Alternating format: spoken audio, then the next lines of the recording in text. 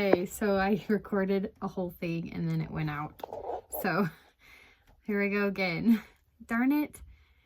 I started off before too though with, I wanted to share these lyrics with you guys. I'm sure you've heard this song, but I hope you can, if you've already heard it before, I hope you can listen to it with new ears. It's this song right here. Disciple of Christ by Strive to Be. And it's beautiful. And then I'll go more into my message of what I'm going to share today. But it says, when the stars burn out and the strong winds come, I will lift my eyes to the rising sun. He is the Prince of Peace. He steadies my soul. I am his hands and feet, the whole world to know. I'm a disciple of Christ. I will never leave him. He is the truth and the life. He is the strength in my weakness. I will shine till the whole world sees. He is the light that will set us free. I am a disciple of Christ. So a little bit about my message today is to piggyback on that and hoping that what I share helps the world see that we are to see that he is the light that sets us free, as it's saying here. There's just so much going on in the world right now, and it's really crazy. And I've had these moments where I just need to go in this closet and decompress because there's just a lot going on. And also there's a lot going on outside my door. So if you hear anything or someone comes in, that's probably going to be what it is. And you understand. But I wanted to kind of mention a few things that I left out. There's one thing I left out in my last message. I talked about this analogy of a lane on a highway, and I never got to it. I want to talk about not taking the bait. I think that's kind of been going around on the internet right now. There's a lot of turmoil on that, all this craziness, not taking the bait, and really trying to take a part of the contention. And I find myself having to really work on that too. Also talking about being grateful to God, not just for what he gives us. Maybe a little bit on that. And this idea of, for me, I find myself sometimes a little countercultural, a little bit of a stick it to the man kind of mentality. I don't know if that's a vice or a good thing. And then protecting the private times in our life, as it is talked about in general conference this last time. But I think it's also protecting the private times of our life, one-on-one with our children and with our spouses. Those things are really important. And a little bit about my family growing up and this Bunko group that I was a part of this last week. That kind of, opened my eyes to a couple of things. So I'll jump right in. This idea of an analogy with the lanes on a highway. With moving here, I can just tell I've tapped into a whole new lifestyle, whole new way of being, and people and their whole lives, the way they've done things, people that they know and have created friendships with here, the way they live life with their jobs. I think mostly what brought me to that attention to me with it is this idea that they have tapped into this way of lifestyle of being such hard workers and people that are doing things, and it's just different from what I saw as more of a convenient lifestyle in the city. Though it kind of what I'm hoping for too. So I'm really glad I tapped into that. I still have to make sure I don't end up being lazy and being too convenient on things. So but not running faster than we have strength, right? So that was just so interesting to me to see this. And I've just kind of been standing back and seeing things a little bit with moving here, new town, smaller town. Though I get nervous. Okay, I'm the new person here. How do I go about this? But I was invited to this Bunko group, and they wanted me as a sub. And some of it was good, some of it was not good. And of course now you're all thinking, okay, what's that bad part? Our brain always just goes there, right? But it's going to be both, and that's okay. And I knew going into that it could be that way. Because by its nature, Bunko is a little cliquish, right? It has 12 people in the group at all times that's their spot. And then you come in as as the sub, and they've all been doing this for a long time, and they talk and they know each other, or that people just know that that group does that, and they have that time to do that. And I have been part of a bunco group before that it wasn't my favorite experience overall, and I eventually had to say no to doing it. But it's just funny how I didn't realize that I didn't enjoy it as much until I was asked if I wanted to keep doing it. They just retexted out to the group, okay, it's a new year, who wants to still do it this year? And I was kind of relieved that I was kind of extended this hand forward of like, you can be done if you'd like, but I didn't want to like make a scene by saying I'm done. And I think girls are just really smart. They probably would have known. I just did not want to be a part of it. But yeah, it was just a little bit hard for me to go for a little while, but I was invited by a good friend, and it was just, anyway, there's a kind of, those little dramas there. But going to this one, definitely better. But definitely seeing that lane in the highway there, I'm tapping into a whole new lane and a whole new system of what people do here, what they talk about, what they know about people. And they've been really good about embracing me. But of course, you still sometimes feel those things.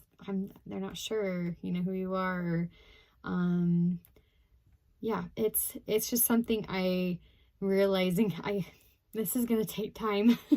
I'm just barely jumping onto this highway. I could barely keep up the speed of knowing names and knowing how they like to hang out or be together. Or as I'd like to also make this even further of an analogy of tapping into this lane in the highway, I hope, and I think God is hoping that we will tap into, as far as having that spiritual revelation given to us on how to live our lives every day, that we tap into that. It's this whole pulse of already knowing what's going on.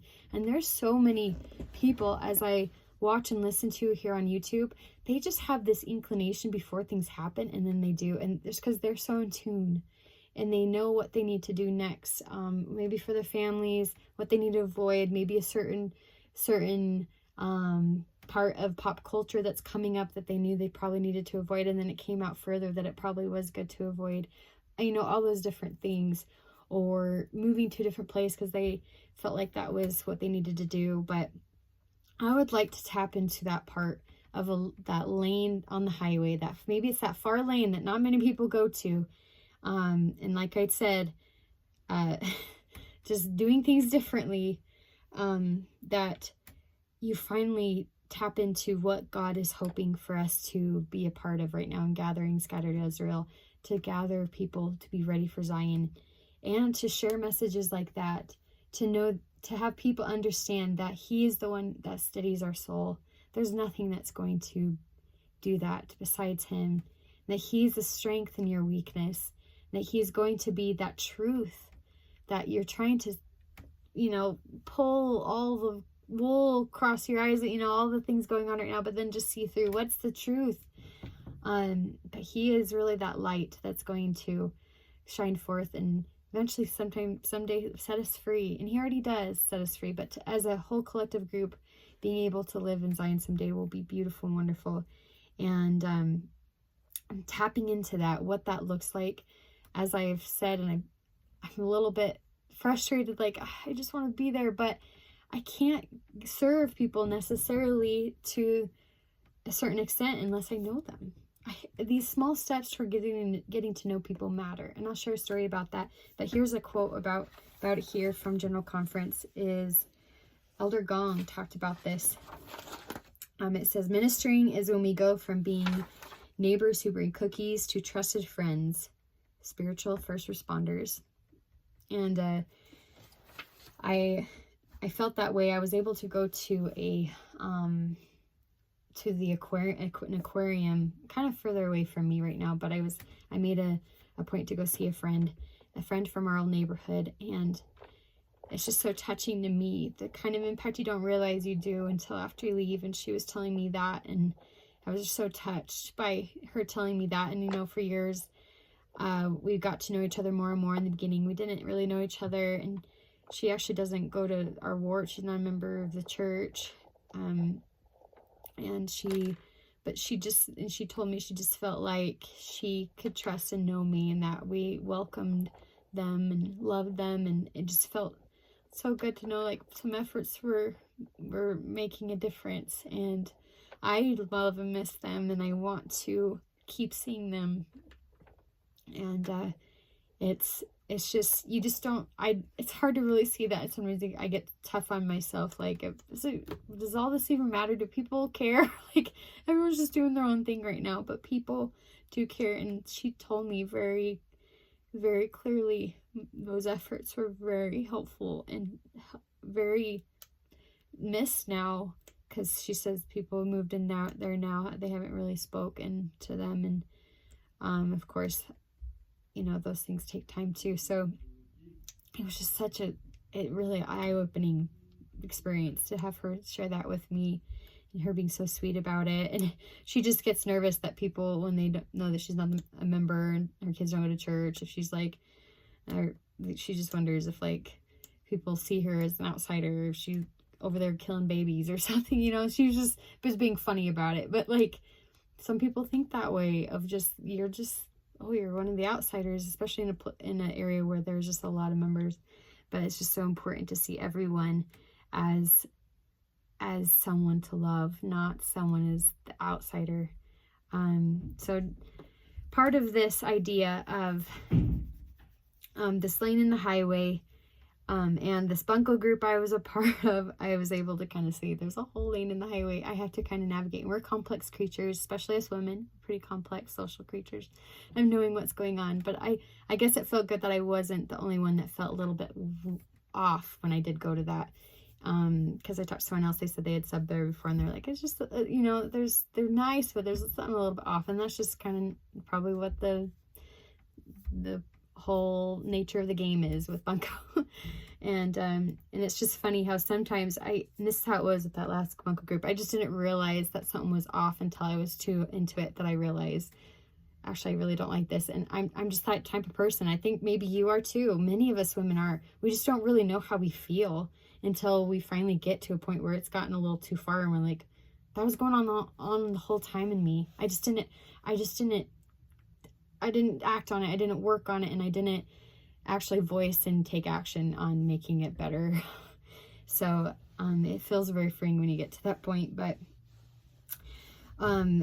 overall, right now, don't take the bait on all the contention right now. Just don't do it.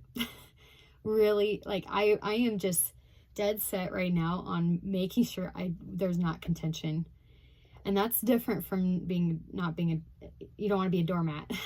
But doing it, and I know it's possible. We can have the Spirit of Christ to help us through that, and being able to work with problems, work through things. Right now, my husband and I are starting a lawn, and there's a lot of big feelings on it, because this is a daunting project. So we're bringing a lot of these nervous feelings to this project. We're going to try to do a lot of it ourselves with the sprinkler system, and we also feel a little bit pressured that, you know, the snow will come before we know it, and we're not getting it done in time. But I'm just trying to remember and tell myself I don't want to have contention. Even if the only thing I could do at that moment is just say, actually, I need a break. I can't talk right now. Because you know you're about to say things or raise your voice or whatever. I'll say I just did that not too long ago. So I'm speaking from experience here. But it's just, it's such a good life in the sense that I get to work on something like that. Having a lawn, this will be great. Of course, there's a lot of brown around me, so I'm really excited for that. And having some money to do that, and having that saved for that, I'm really grateful. And another thing that was really cool this week is I was able to go to a symphony. Being a part of a symphony, like, really, I found this group that it just started, and it's the symphony in Logan. And I had look around, and I told myself, I really need something for myself and something to get me out of here. Just this bubble. It doesn't maybe make a ton of sense if we are working on a lawn and I have kids, but I can't afford not to. I got to use my abilities. I haven't been able to for a long time since we were in limbo with moving. I haven't been a part of a symphony for about 3 or 4 years, and I didn't do it. I did it even before. I haven't done it since I opened up that business I was a part of before, when I did intuitive eating coaching and helping people through disordered eating. But I felt like this is a great opportunity. And what's interesting is another lane and highway I've tapped into. However, it is more brand new. So I went into the symphony on this first rehearsal. I walked in and thought, it's so quiet. Like, I thought this was an established symphony, but I came to know this was their very first time ever collaborating and doing something together. It's more of a community one, whereas it just branched off and split from another more highbrow symphony. So I guess there was a little bit of division in that way. And the perfect time to come and make connections. If there was division, I kind of could tell that maybe people may have come from some places of hurt before, not feeling like they could keep up with that highbrow symphony, and now they're just people that want to play and have that fun of the music. That it's still pretty advanced music. If I'd go over there and show you, but this stuff is pretty hard, and it's just amazing. There's so much talent, and I'm thinking, wow, like, this is a really cool opportunity to meet some people, especially people that I can identify with, that love music and love to be a part of the symphony experience. I used to teach violin, but I taught violin for about 10 years on and off, and for the most part, and I didn't love it all that much, honestly, because I really just liked to be part of the music experience. So that's a little bit what's going on, and just the regular taking care of my kids and things every day. And tonight we're going to a football game at the local high school. I'm excited. We're going with some friends, but overall, I just hope that you guys will remember to be a disciple of Christ. And this last idea of being grateful to God for all that's going on, the good, focusing on the good, what you are grateful for, because I'm seeing a lot of good, beautiful things in my life right now. I'm just so overwhelmed by the joy by it sometimes. But I think there's this analogy that Jared Halverson said, like, not just to be grateful for it, like kind of like when kids get a gift from their grandma and grandpa, and the parents say, tell your grandma and grandpa, thank you, oh, thank you, thank you. And then they go spend the gift card, or they go use the toy or whatever. So they say they're grateful for it.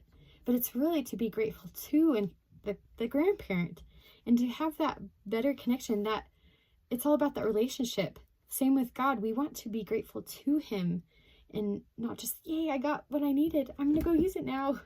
And really have that strong relationship to a God that loves us. And to remember, you as a daughter of God, that you are divine, and he loves his daughter. He loves his baby girl. He misses you and wants to keep contact with you if you decide to do that with him, because he's just blessed us so much. So I feel that, and I really hope that we will cling to him in these crazy times. So that's my message for this week, and I hope it finds you well, and hope that you won't take the bait with contention. Here you go. Bye, sister.